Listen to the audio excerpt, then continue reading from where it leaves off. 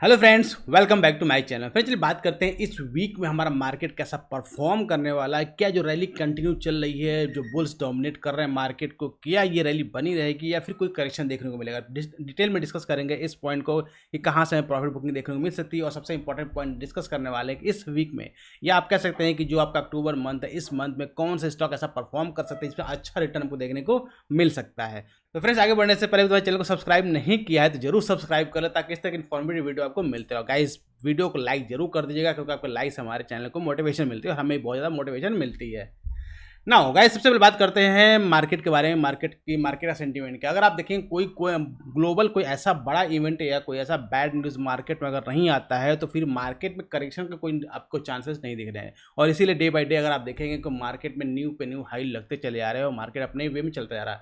क्योंकि मार्केट में बहुत सारे लोग जो है कंसर्न है कि मार्केट कभी बड़ा एक करेक्शन दे सकता है, तो जब देना हो करेक्शन देगा, वो तो कोई पकड़ नहीं सकता। लेकिन उसके फियर से आप रैली को मिस ना करें। और अगर जो रैली को मिस कर चुके हैं तो बाय और डिप का वेट करें, डिप में उनको अच्छी अपॉर्चुनिटी मिलेगी एंटर करें, तभी आप एंटर प्लान करें। और बात करेंगे इस वीक में FII-DI डेटा के बारे में। तो FII-DI डेटा देखेंगे तो अगर सितंबर मंथ में बहुत ही जबरदस्त डेटा आपको देखने को मिलेंगे। ऑलमोस्ट 24,403 करोड़ की बाइंग आपको FI से देखने को मिली है और DI तो ऑलमोस्ट सेम इक्वली वो भी बाइंग में ही खड़े हैं। दैट मीन्स जो FI लास्ट मंथ में काफ़ी ज़्यादा सेलिंग करके जा रहे थे वो इस मंथ में जो कि ऑल टाइम हाई पर है, वहाँ पर बहुत ज़्यादा बाइंग देखने को मिली है। तो एक बहुत ज़्यादा पॉइंट बात कंफर्मेशन की बात है या कॉन्फिडेंस की बात है कि मार्केट इतना ज़्यादा हाई होने के बाद भी इतनी ज़्यादा बाइंग आपको देखने को मिल रही है जो कि बिग गाइस है और वहाँ से बाइंग हो रही है। तो फिर करेक्शन आपको मार्केट में इतना इजीली आपको नहीं देखने को मिलेगा, इसलिए बाय ऑन डिप की रणनीति को आप यूज़ करते रहिएगा। चलिए बात करते हैं इंपॉर्टेंट लेवल्स के बारे में कि बैंक निफ्टी में कौन से इंपॉर्टेंट लेवल्स होने वाले हैं। तो अगर बात करें चार्ट में मैं आपको ले चलता हूँ तो सबसे पहले बात करते हैं निफ्टी की, क्योंकि आपका कल आपका मंथली एक्सपायरी भी हो जाएगी, मंथली आपका कैंडल भी क्लोज जाएगी, तो उसको ध्यान में रख के हम एनालाइज करते हैं। अगर मैं मंथली कैंडल को एनालाइज करते हैं तो निफ्टी का अगर देखेंगे, निफ्टी कंटिन्यूस 3 मंथ से 1 2 3 मंथ से बिग बिग ग्रीन कैंडल्स बना रहा है। दैट मीन्स कोई भी रिवर्सल आपको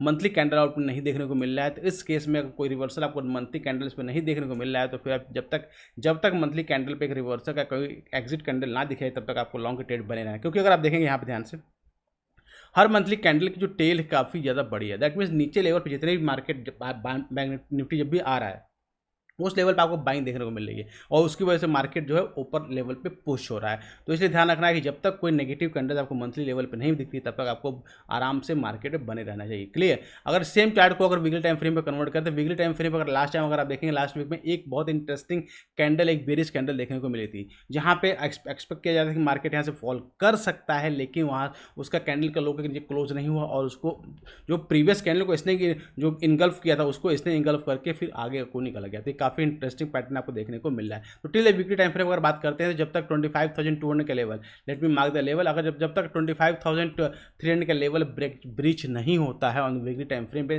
तब तक आपको अपने जो लॉन्ग की पोजीशन अगर आपने बनाई हो तो उसमें आपको होल्ड कर सकते हैं, कोई प्रॉब्लम आपको देखने को नहीं मिलने वाली है जब तक कोई नेगेटिव कैंडल आपको देखने को नहीं मिली। सेम चार्ट को अगर डेली टाइम फ्रेम कन्वर्ट करें तो डेली टाइम फ्रेम बहुत इंटरेस्टिंग कैंडल देखने को मिल रही है निफ्टी में। क्योंकि अगर आप देखें डेली टाइम फ्रेम पे लास्ट टाइम जब बिग कैंडल्स बनी तो फिर वहाँ पे एक अच्छा खासा कंसोलिडेशन देखने को मिला, फिर कंसोलिडेशन का ब्रेकआउट हुआ, वापस से फिर से एक ब्रेकआउट हुआ, तो फिर से कंसोलिडेशन देखने को मिली 3 डेज का, फिर ब्रेकआउट हुआ। अब देखें लास्ट वीक अगर आप सेम पैटर्न कुछ फॉलो होते हुए, अगर इसको कंटिन्यूस पैटर्न बोलते हैं कि अगर आप यहाँ पे भी ऐसा सेम देखने को मिलता है कि ब्रेकआउट हुआ इस लेवल का, अब यहाँ पे फिर 1 से 2 दिन का आपको एक आपका कंसोलिडेशन पीरियड दिख सकता है और अगर फर्दर फिर से ब्रेकआउट करता है तो फिर से आपको नेक्स्ट मूव आपको देखने को मिल सकता है। लेकिन टिल दैट जब तक आपको ये लेवल सुरक्षित है लॉन्गर व्यूज में 25,854 का डेली टाइम फ्रेम पे, जब तक इसके नीचे निफ्टी आकर ट्रेड करना स्टार्ट नहीं कर देता है तब तक अपनी लॉन्ग की पोजीशन आप होल्ड कर सकते हैं। क्लियर। ये तो बात होगी निफ्टी के बारे में। चलिए बात करते हैं बैंक निफ्टी के बारे में, क्योंकि बैंक निफ्टी काफी ज़्यादा इंटरेस्टिंग आपको देखने को मिल रहा है। बैंक निफ्टी अगर मंथली टाइम फ्रेम के चार्ट को डेटा को देखे तो निफ्टी ने जहां पे एक अच्छा कैंडल ग्रीन कैंडल बना रहा है, लेकिन बैंक निफ्टी ने मंथली टाइम फ्रेम में बहुत अच्छा ब्रेकआउट किया है। अब ब्रेकआउट एक कंफर्म होगा कल के दिन, कल के ट्रेडिंग सेशन में अगर बैंक निफ्टी जो है 53,300 के ऊपर क्लोज कर जाता है, that means monthly time frame पे बैंक निफ्टी जो है ब्रेकआउट कर जाएगा। और अगर ब्रेकआउट यहाँ पे सक्सेसफुल हो जाता है तो फिर आप नेक्स्ट मूव के लिए एक्सपेक्ट कर सकते हैं कि एक अच्छा आपको ट्रेड आपको नेक्स्ट बैंक निफ्टी देखने को मिले। तो निफ्टी से ज़्यादा आपको बैंक निफ्टी में आपको अच्छा मूव देखने को मिल सकता है, क्योंकि इसने बहुत अच्छा कंसोलिडेशन कर ब्रेकआउट करने की कोशिश की है। क्लियर। सेम अगर इसको वीकली टाइम फ्रेम में चार्ट पे देखें तो वीकली टाइम फ्रेम में से ब्रेकआउट कर चुका है और उसके ऊपर ट्रेड कर रहा है। लेकिन अगर आप देखेंगे कि इस वीक में अगर वीकली टाइम फ्रेम ब्रेकआउट किया, सस्टेन किया, लेकिन यहाँ पे कैंडल जो है थोड़ी सी बेयरिश कैंडल आपको देखने को मिल रही है। तो ये एक थोड़ा सा कंसर्न वाली बात है। लेकिन टिल दैट जब तक 53,400 का लेवल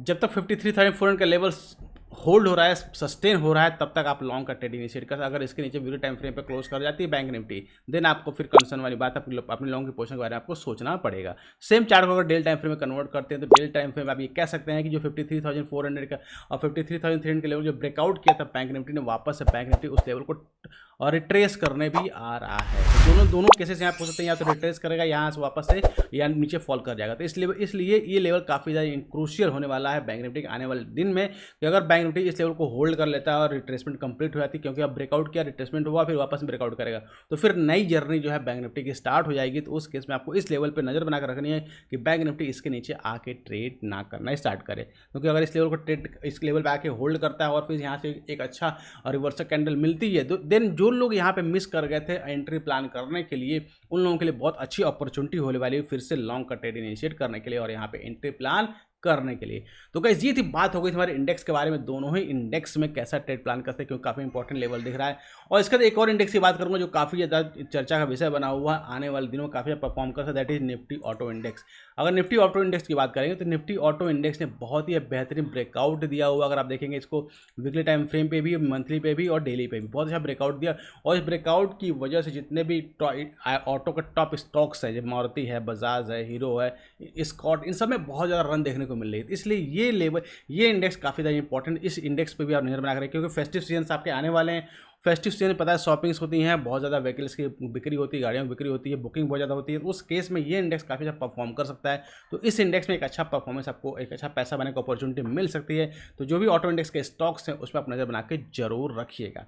चलिए, अब ये तो बात होगी हमारे इंडेक्स के बारे में। अब बात करते हैं जो सबसे इंपॉर्टेंट पॉइंट्स कि इस वीक में कौन से स्टॉक्स में हम पैसे बना सकते हैं, काफ़ी इंपॉर्टेंट। तो सबसे पहला स्टॉक है बजाज फिनसर्व। देखिए बजाज का नाम ही काफ़ी है। बजाज की आपने देखा बजाज हाउसिंग फाइनेंस से कितनी ज़बरदस्त लिस्टिंग हुई थी। अब उसी कंपनी की ये छोटी सी कंपनी है, that is Bajaj housing finance. अगर इसकी पहले इसका monthly time frame chart data देखते हैं। मंथली टाइम फ्रेम का चार्ट की बात करते हैं तो मंथली टाइम फ्रेम पे इसने जो 1 अक्टूबर 2021 का इसने जो हाई था उसको ब्रेकआउट किया है। कल का दिन बचा हुआ, कल भी अगर इसके ऊपर क्लोज कर जाता तो बहुत अच्छा ब्रेकआउट देखने को मिल रहा है। और इस केस में अगर इसकी रैली देखेंगे तो फर्दर ही काफ़ी अच्छा, अगर मैं रेंज की बात कर, टारगेट की कैलकुलेशन की बात करता हूँ तो काफ़ी अच्छा टारगेट आपको इसमें देखने को मिलता है आने वाले दिनों में। तो इस स्टॉक को अपने नज़र बना के जरूर रखिए, क्योंकि अगर आप देखें मंथली टाइम फ्रेम पे इसने ब्रेकआउट करने की तैयारी कर चुका है ऑलरेडी, वीकली टाइम फ्रेम में ब्रेकआउट कर चुका है। और बात करें डेली टाइम फ्रेम में तो डेली टाइम फ्रेम में ब्रेकआउट कर चुका है, क्योंकि लास्ट टाइम अगर आप देखेंगे डेली टाइम फ्रेम पे यहाँ पे काफ़ी अच्छा कंसोलिडेशन हुआ, और कंसोलिडेशन होने के बाद ये ब्रेकआउट किया हुआ तो काफ़ी अच्छा रिटर्न इसमें आपको देखने को मिलता है। तो इस स्टॉक को अपने नज़र बनाकर जरूर रखिएगा। रिट्रेसमेंट में एंट्री प्लान आप कर सकते हैं, ताकि एक अच्छा आपको रिस्क एंड रिवॉर्ड का अपॉर्चुनिटी आपको देखने को मिलता है। लेकिन अगर ये गलती से 1897 का लेवल ब्रेक कर देता है तो उस केस में स्टॉक आपका वीक हो जाएगा। फिर इसमें आप अगर लॉन्ग की पोजीशन बनाए होंगे तो उस केस में आप स्टॉप लॉस को फॉलो करके एग्जिट प्लान कर सकते हैं। एक और स्टॉक जो काफ़ी ज़्यादा अच्छा चार्ट पे दिख रहा है, दैट इज़ लुपिन। अगर लुपिन का मंथली टाइम फ्रेम का चार्ट को विजिबल करेंगे तो उस केस में जो आपका ये चार्ट है 1 अक्टूबर 2015 को इसने हाई बनाया हुआ था, और उसी हाई को ये ब्रेक कर चुका है इस टाइम पे, और उसके हाई को ब्रेक करके बहुत आराम से ट्रेड कर रहा है। तो अगर ये इसके ऊपर सस्टेन करता है और ब्रिज वापस से इस लेवल को ब्रिज डाउन नहीं करता है, 21,100 लेवल को ब्रीच नहीं करता, तो उस केस में बहुत अच्छा अपॉर्चुनिटी आपको इसके ट्रेड में दिखने वाला। अगर मैं बात करूँगा इसके वीकली टाइम फ्रेम पे, तो वीकली टाइम फ्रेम पे भी ब्रेकआउट किया, ब्रेकआउट करके रिट्रेसमेंट कर चुका है, एक रिवर्सल कैंडल भी दिख रहा है। तो उस केस में अगर ये वापस से 2307 लेवल को निकालता है तो बहुत अच्छा आपको रिस्क रिवॉर्ड आपको इसमें देखने को मिल सकता है। तो इस स्टॉक को भी अपने रडार पे आप जरूर रखिएगा। बात करेंगे एक बहुत ही छोटी सी पेनी स्टॉक के बारे में, जो काफ़ी अच्छा चार्ट पे दिख रहा है, जिसपे देखिए ये स्टॉक आपका बहुत छोटा सा है। इसको कैश में बाय करके आपको रखना है, अगर आपको बाय करना है तो, क्योंकि ये मेरा पर्सनल रिकमेंडेशन नहीं है। एज पर डेटा काफ़ी ज़्यादा इंटरेस्टिंग लग रहा है। अगर आप बात करेंगे जी मीडिया कॉर्पोरेशन का, अगर आप इसका मंथली टाइम फ्रेम का चार्ट देखेंगे तो इसने लास्ट टाइम जब हाई बनाया हुआ था, उस टाइम ये हाई बनाया था 3 दिसंबर 2007 में। वहाँ से ये कंटिन्यूस स्टॉक जो है आपका गिर रहा है। और लास्ट कपल ऑफ मंथ्स अगर आप देखें बहुत ही अच्छा वॉल्यूम एक्टिविटी आपको देखने देखने को मिल रही है और एक जो ट्रेंड लाइन है इस ट्रेंड लाइन का ब्रेकआउट करने की कोशिश कर रहा है। तो अगर ये इस ट्रेंड लाइन का ब्रेकआउट कर लेता है तो बहुत ही अच्छा, अगर आप देखेंगे तो नेक्स्ट टारगेट इसका समझ 49 का नेक्स्ट टारगेट है, उसके ऊपर फिर आपका 80 तक का टारगेट आपको इसमें अप्रोच कर सकते हैं। तो बहुत, क्योंकि पेनी स्टॉक है, इसको आपको वेल डिस्कस करना पड़ेगा कि स्टॉक में पैसे लगाने लायक नहीं है, क्योंकि इसमें कुछ खबरें चल रही हैं कि ये कंपनी जो है फंड को रेज करने वाली है, उसकी वजह से भी चल मोमेंटम देखने को मिल सकती है। तो इस स्टॉक को आपको बहुत ध्यान से स्टडी करना है और इसके ऊपर आप बेट लगा सकते हैं अगर आपको सब कुछ सही लगे तो, क्योंकि आने वाले टाइम में एक अच्छा प्रॉफिट ये कंपनी आपको बनाकर दे सकती है। तो गाइस ये थी डिटेल एनालिसिस इस वीक के ट्रेडिंग सेक्टर के बारे में। आई होप आपको ये वीडियो अच्छा लगा, तो इसके लिए एक लाइक तो जरूर बनता। साथ ही अभी चैनल को सब्सक्राइब नहीं किया जरूर सब्सक्राइब करें। तो गाइस मिलते हैं नेक्स्ट वीडियो में next analysis. Till that be fearless, live fearless.